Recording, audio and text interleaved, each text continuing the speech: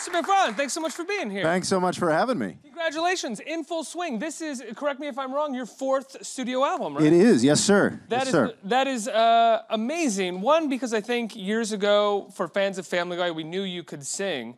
But then I feel like when you listen to the album, you immediately go, holy shit. He can really sing. This is amazing. You forget that it's even you and the parts that we've seen you in before. That's my goal. Just forget that it's me. Change the name, misspell it. So what is different about this album than the other albums that you've done? From what I've read, they're more esoteric sort of selections. It depends. I mean, all these albums, dig deep within the Great American Songbook to kind of find things that haven't been done to death. This album is no different.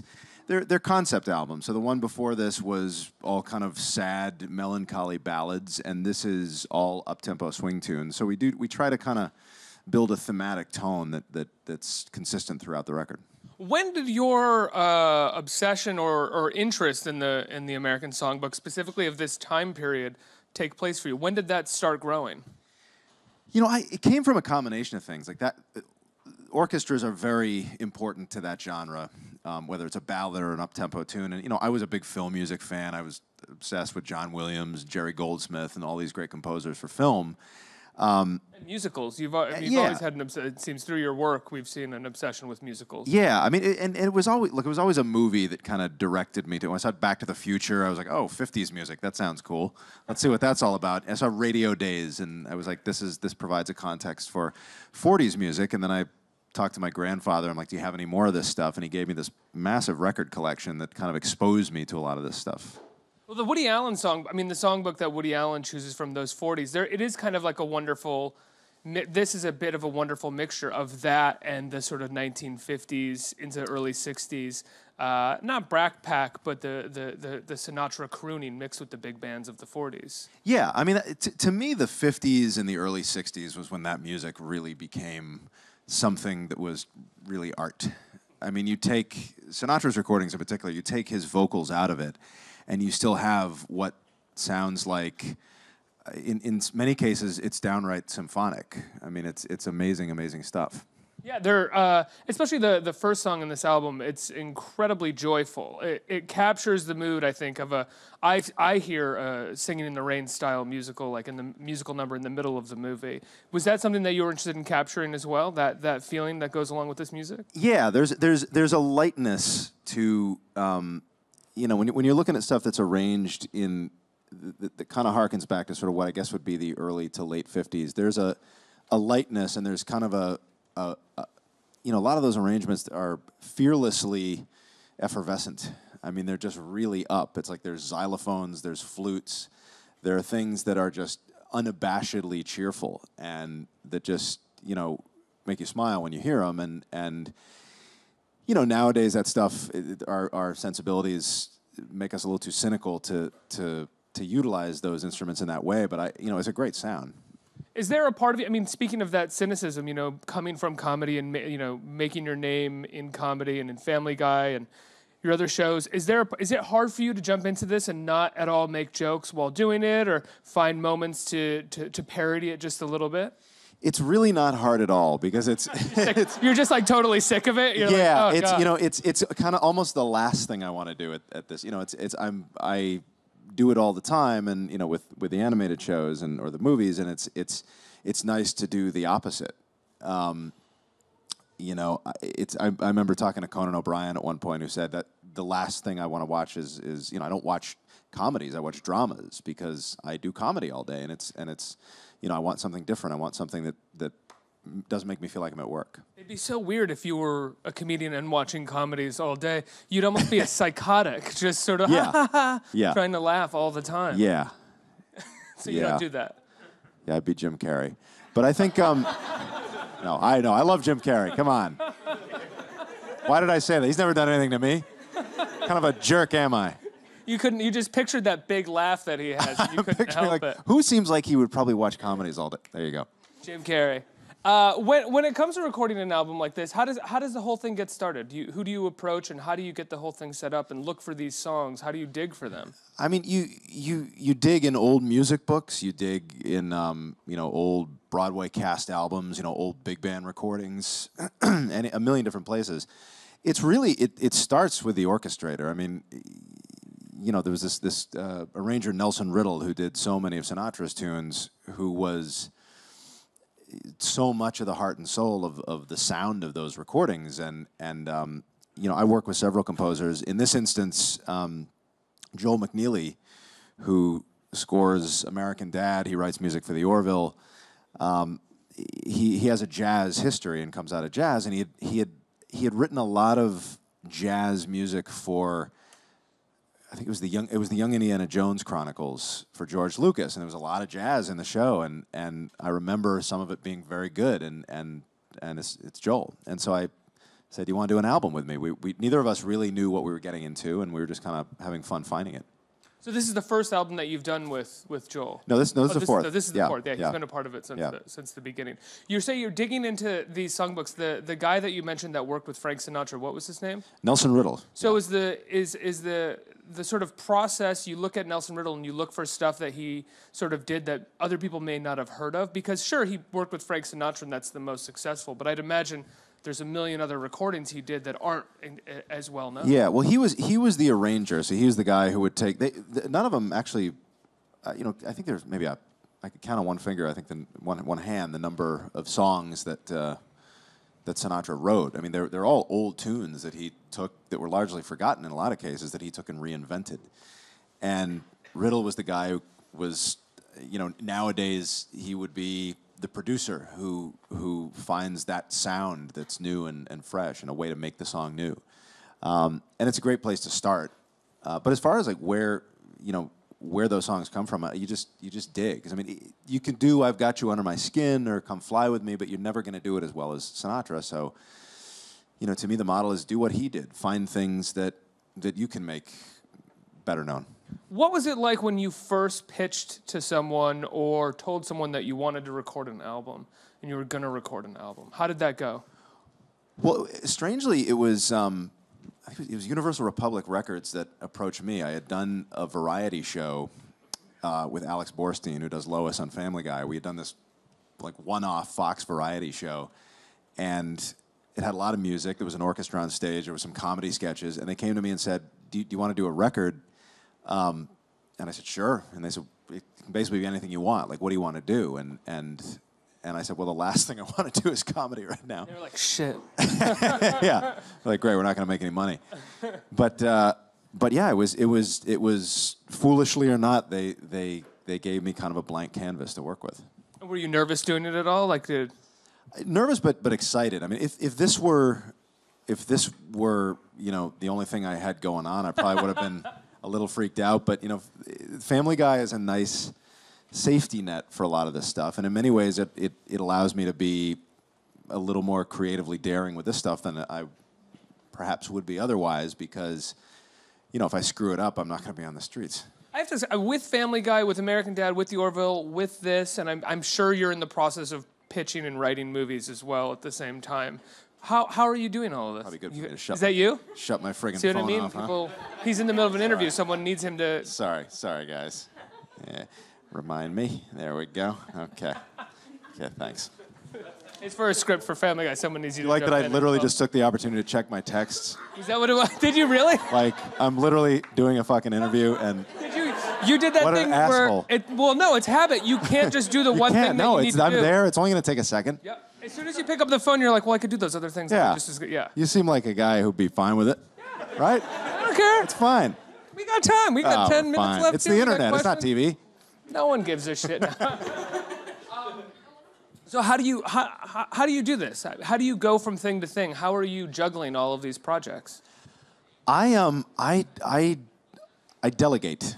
I'm usually working on one specific thing at one time. Right now, when I did Ted, that was the first time I had left Family Guy ever, and I was running Family Guy on a day-to-day basis. And when Ted came about, I just cut the cord and said, "Go to it, guys. Keep going without me." And so I can't do anything 50%. It's got to be. I have to be all in it. You know, for the past year, it's been the Orville. So I haven't written on Family Guy since 2010, actually. Do you ever watch it and check in, or would that be? Oh wow. Yeah. I mean, it's interesting, and it's a show that you know, look, it doesn't need me at this point. It's like they know how to do it, but you delegate. You know, you find people who are smarter than you, and you let them do the work. Well, that's going to be hard to do, right, when it comes to the Orville, if that time ever comes, because you're actually on screen. You can't record the voice from your office or something. You're actually on screen in every shot of the show. Well, at that point, I would probably just bow out completely. Kill my character. Yeah. One thing that I thought of when I was listening to this was, God, I wish they put this guy in La La Land. I think they did okay. I think they're all right. Was there ever a part of? Do you want to be in a movie musical? Have you pitched any? Like, I know that you've had some numbers in the film, you know, but I mean, of course, that would be having a thing right, thrill, a trend right now. I think they're hot, as people say. You know, there are a couple. Yeah. That's weird. Is that what they say? I guess so. They're hot. Everyone laughed, and I was like, oh, I guess that was a joke. So. That guy's not laughing. He knows I'm that much of a douche. You're right. Yeah, you know, I there was a while I was pitching a film revival of Brigadoon, because I always felt like that would be a musical that would be very updatable, and yet you'd still be able to preserve the essence of what the music is. You know, Carousel is a show that I love. That I would, you know, that would be something that it would be interesting to find a way to update that for film. But yeah, it's certainly on my radar. It hasn't. Nothing's been. You know, haven't taken it all that seriously at this point. Is it hard to go from, so you create this sort of legendary comedy program, Family Guy and American Dad, and you've done these amazing movies that are comedies as well. Is there a part of you that wants to create like a straightforward musical or a dramatic show? And is it, I mean, the Orville's kind of getting there, but is it hard to get people to sort of, I don't want to use the word allow you to do that, but yeah, give you the money and understand that you can do that? You know, it's. I thought it was going to be harder with the Orville. I mean, with the Orville, it was. You just get hit up again? Yeah, it's all right. Yeah. It's all right. Probably should have shut it off completely, but you know, what if it's urgent? You also just want to know if people are hitting you up too. It feels good. Yeah, I have to. The reward receptors kick off. Yeah, I hate myself otherwise. But yeah, it's. You know, look, with the Orville, it was. Surprisingly not as much of a challenge as I thought. And I went and I said, look, this is an hour show. It's not a half hour. We want it to lean towards the drama. There are episodes that are going to be very light on the jokes. And you know, Fox has been great. They're very trusting at this point. They said, look, this is, do what you think is best. You know, it was promoted very much as a comedy, but one of the biggest thrills for me was how much the audience has embraced the fact that it's really not. The fact that it is something that is sort of a you know, new or not hybrid that leans heavily towards the story and a little less towards the jokes. Well, that's what I love about the show. And I told you backstage, I thought the marketing of it initially was a little misleading because I thought it was going to be a space parody, and it turns out it's just a great space show in the vein of Star Trek: The Next Generation, but with a few more jokes to add in a lighter tone. Yeah. Well, if you look at a show like Star Trek or like The Twilight Zone, which is the same, you know, they're both different versions of an anthology series. Shows that are episodic. It's a new story every week, and the only difference is a show like Star Trek or like The Orville has continuing characters. And what that means is that you can do a hard drama one week, you can have something that's a little more comedic the next week, and it allows you to tell all different kinds of stories, and it doesn't shoehorn it into one specific formula, which is something that I think angered critics and pleased audiences. So well, it's one of the episodic format is so cool because I think as creators you get to suddenly wrap up an episode and go, oh, we really knocked that one out of the park, specifically because it's not part of this weird hole that you have to focus on. Yeah.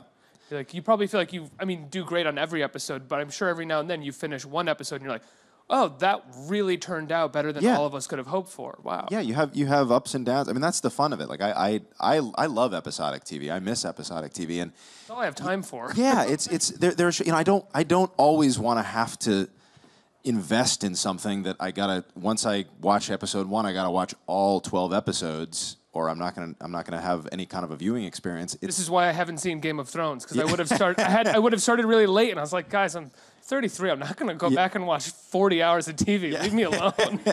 Yeah, I mean it's also what's interesting. I mean, look, comedy is still very much episodic, but when you think about it, you know, how often do you go back and rewatch a serialized show? When you watch a show that is 10 episodes and it's one story start to finish and that's the season, are you going to go back and watch it again?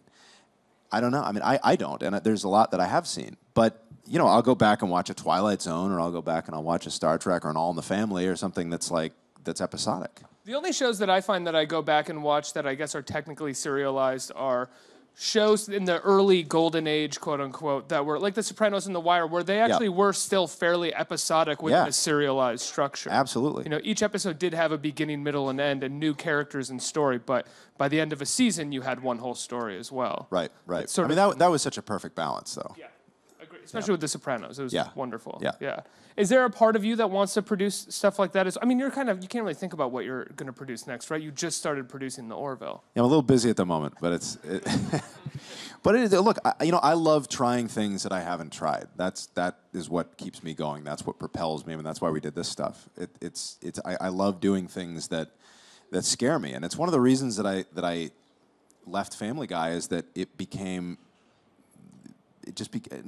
never easy to write jokes and to produce a show each week. It's always going to be hard, but it became intellectually easy. It's like, okay, I know how to do this. I can do this in my sleep now, and I no longer felt fear going into work. And the whole first season of The Orville, I was terrified. I mean, I was petrified because I had never done this before. I had no idea whether I was doing it right or wrong, and just kind of rolling the dice and taking the risks that I thought I should take. And that's to me. I mean, I worked 13 hours a day.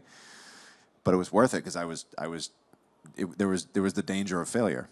Was The Orville the type of show that you guys did you guys do a pilot and then got picked up for the rest, or did they have you produce like 9 episodes right away so that you could kind of find your footing fairly quickly? No, we did. There was a pilot script, but they read the script and gave us 13 episodes without shooting a pilot, which was helpful. No, I mean, it's for me to say probably that the show's really great and hit its stride and strikes a perfect tone. I don't know if you as creator feel comfortable saying that as well, but has there been a moment after the pilot or even during the pilot where you guys felt like, oh, maybe something's clicking here?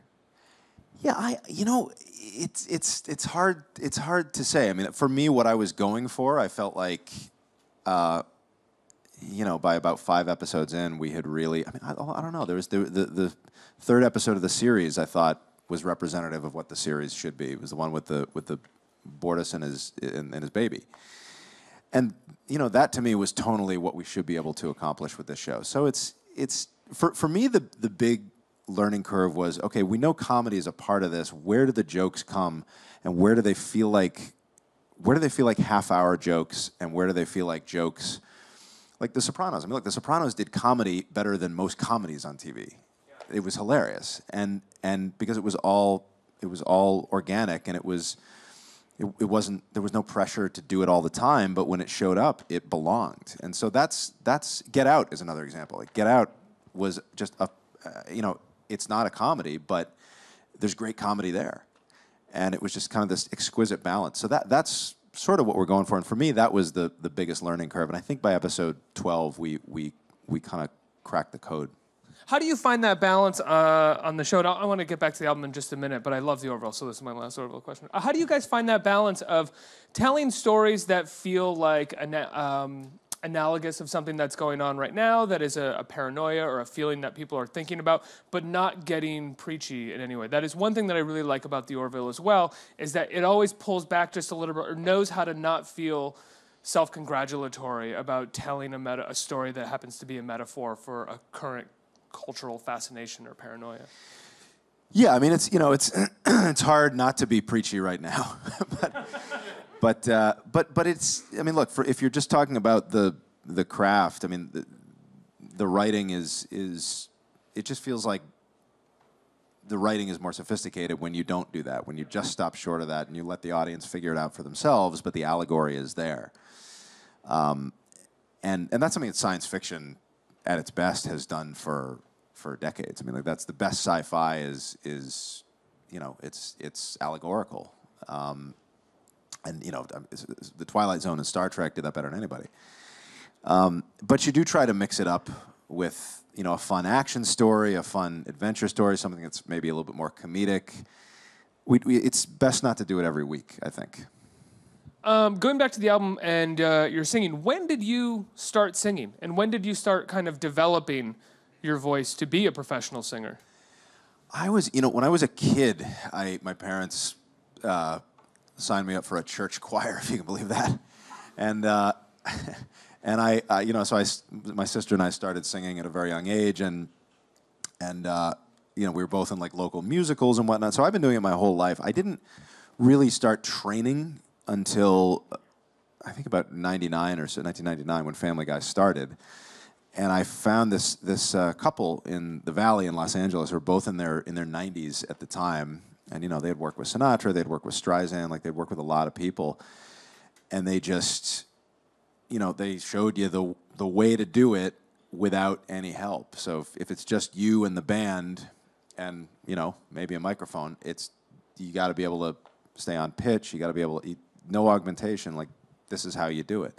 And they'll kick your ass. And they were phenomenal. Like I learned so much from them. And the reason I did it was that we had this orchestra every week for Family Guy that allowed us to do these musical numbers. There's about, you know, anywhere from 50 to 80 pieces every week. And I thought, all right, if we have this at our disposal, I'm almost duty bound to get some friggin' training and sound as good as I can. So I just kept it up since then, and it allowed me to do this. I'd also imagine it's one of the cool things about being an actor or entertainer is like, oh, I get to be a professional singer now. I might as well put my all into that. That's cool.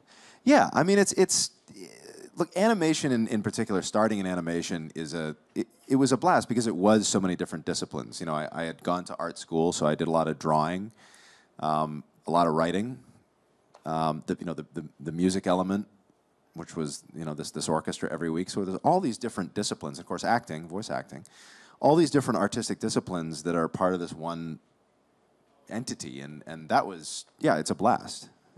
Let's get some questions from our audience. Who has a question? Right here. Hi, Seth. Hey My name is Markel. Nice to meet you. I wanted to ask, with over almost 20 years of being successful in having a MacFarlane verse and over 20-something Emmys for Family Guy, what are some of your how many Emmys? 23, actually. 23. Let's go with that. Yeah. Don't do more research than me. I didn't know that. I wanted he to. didn't. No.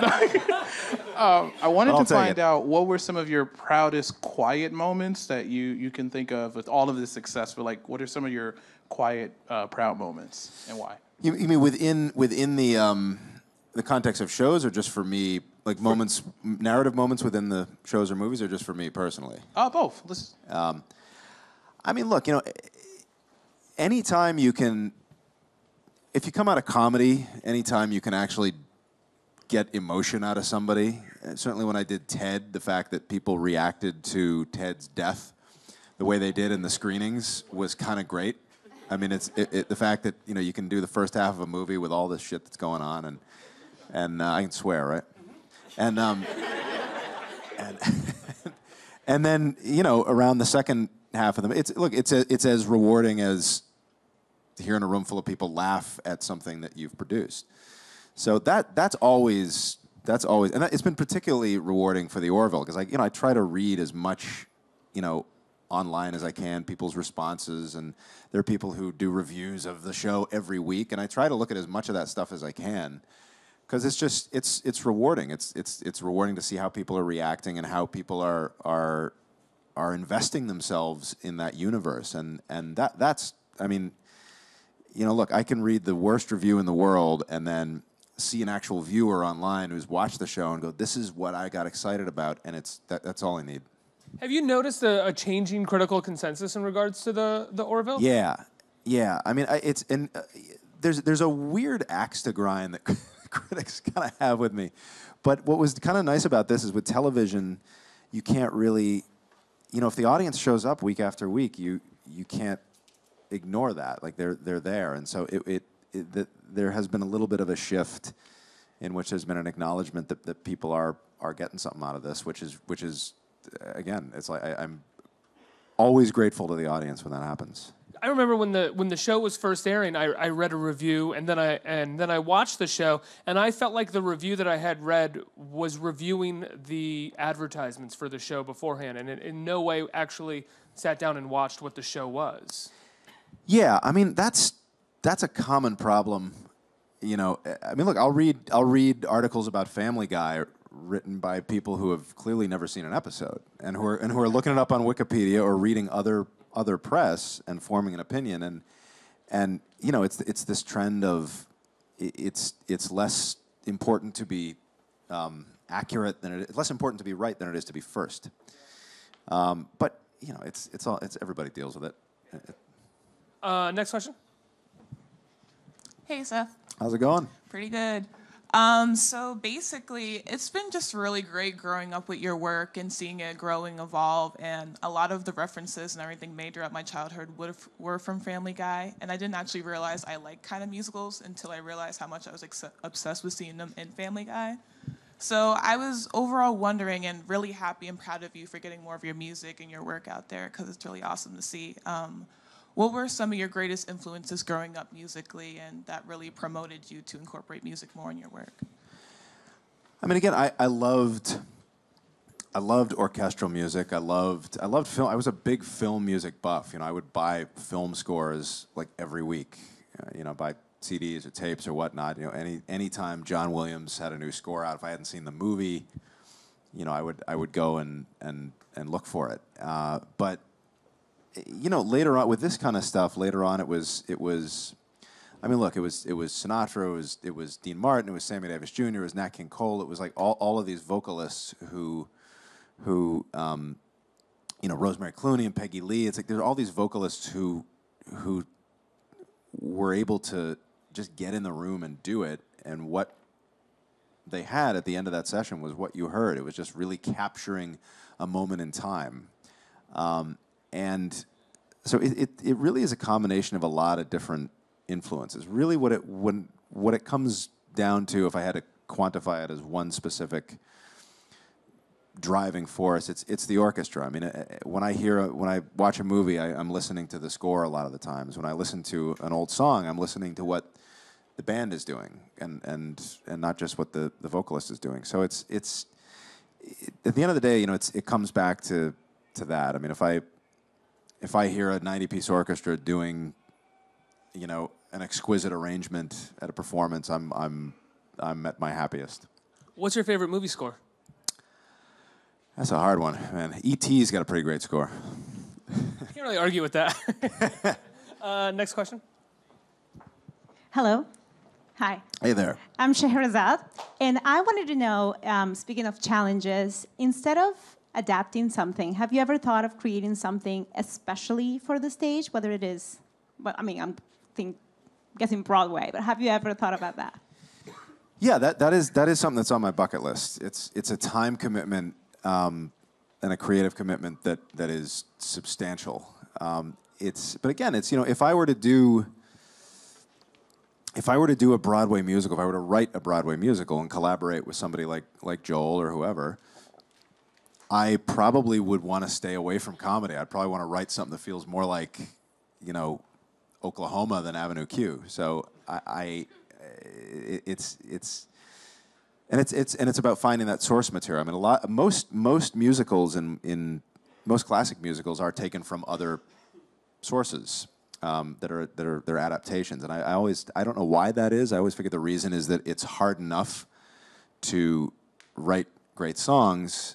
You then have to also come up with a great premise, and either one done wrong can derail the whole thing. So better start with a story that is that already has legs. So yeah, it's definitely on my list of things to do. I would love to do it at some point. It's an undertaking it's like doing a movie, at least as much preparation. Thanks. I think we have time for one more question. There's a Hello. microphone. Hi.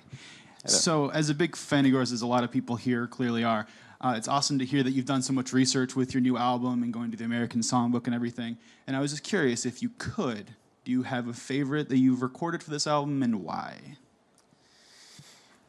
It's a hard one. I mean, the arrangements are all so different. That's a tough one. It's like saying, do I have a favorite episode of Family Guy? I mean, it's just always, it's hard. They're all different. I mean, the